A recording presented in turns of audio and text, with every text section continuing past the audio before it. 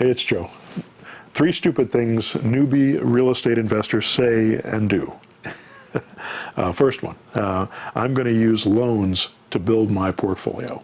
Now, you're talking to one of those stupid, I have used loans, I have bought properties with loans, but if I had it to do over again, I would never use a conventional loan to buy real estate.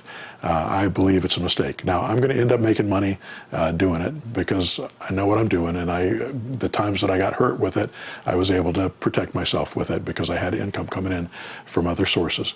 But you can avoid it.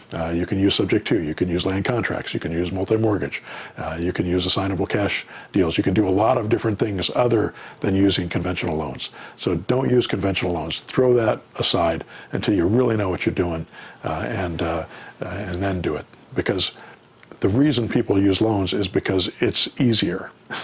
At least it appears to be easier. It's easier to put a deal together, but it's not any easier to make money on that deal.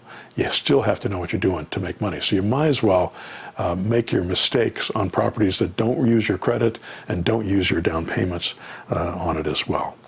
The second mistake that people make is not keeping some of the cash that they get at closing when they buy a subject to property in order to keep some reserves and keep that property afloat if it ever goes vacant. I see this happen to a lot of people who buy subject to properties. A lot of my students who buy subject to, they'll get the property subject to, they'll go find a lease option buyer, get $5,000 as a down payment, lease option fee for that property. Then they'll take that $5,000 and they'll go spend it on their rent, and they won't keep any of that money as a reserve. Now, when that property, the likelihood that those lease option buyers are going to exercise their option is less than 30%. If that happens, then it's going to go vacant after their 3 years or whenever they decide to move out. You're going to need to go back into that property, clean it up, and sell it to another lease option buyer. That's going to cost you some money. Usually you can get it done within a month period. And the work that needs to be done is usually less than $1,000 or $2,000. So if you keep $2,000 or $3,000 on a property that's in the $150,000 range, you're probably going to be okay. But you want to have a cushion there. So I would, on my first subject to property, I would strongly suggest you take that whole $5,000 and put it into an escrow account and don't touch it. And then you'll have that money for that property. And then when those people move out, maybe you spend $1,000 of it, maybe you don't spend much at all, maybe you get somebody in there immediately and you make another $5,000. Well, this time you've still got money in that escrow. You can take that $5,000 and you can put it in your pocket and you go spend it. And that's kind of the goal for this process. But you always have that cushion.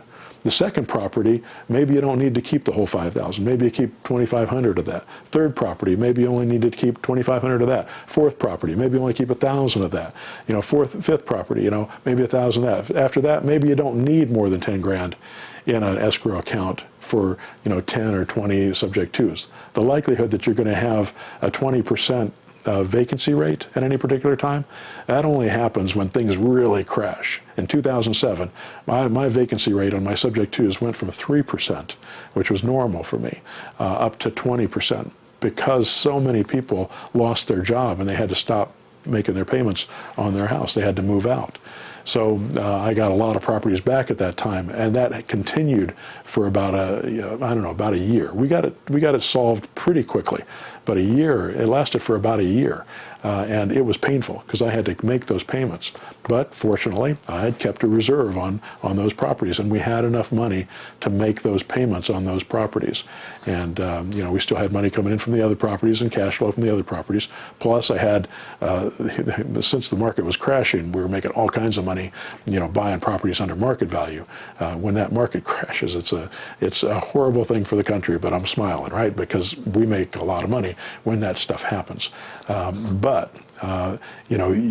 beauty of doing these systems the way that I'm teaching is you can work in any market. The Ferrant method works in every market, and then when a market declines, the wholesaling, the cash deals, those types of deals, they become, working with REOs, working with bank-owned properties, that gets really exciting because nobody wants to buy property at that time.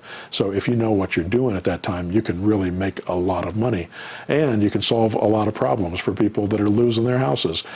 People that are losing their houses that want to protect their credit, you can go in and you can solve the problems for them, take over, make money for yourself, keep their credit clean. They can go find another property, and it's a win-win for everybody instead of them just crashing and sending that property back to the bank.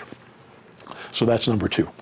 The third stupid thing that people do is buying properties at the beginning, especially with their own money, before they know how to do it without money. They say you need money to make money, but I say if you can't make money with no money, you probably can't make money with money.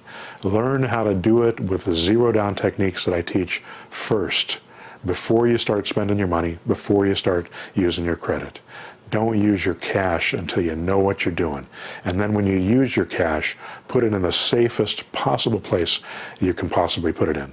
Listen to some of the other videos I've talked about on how to protect those assets once you have them, and how to buy properties for 100% cash rather than leveraging those properties with the only cash you've got. If you're going to leverage your properties, use somebody else's loan. Use somebody else's cash. They use seller financing. Do subject to. Use the equity that's built into those subject to properties. You don't need to come up with 10% down on that. Use the money and have a good return on that money so that you're making 15, 20, 30% return or more on the properties that you're buying, but they're 100% properties. All right. That's enough stupid things for today. Good luck.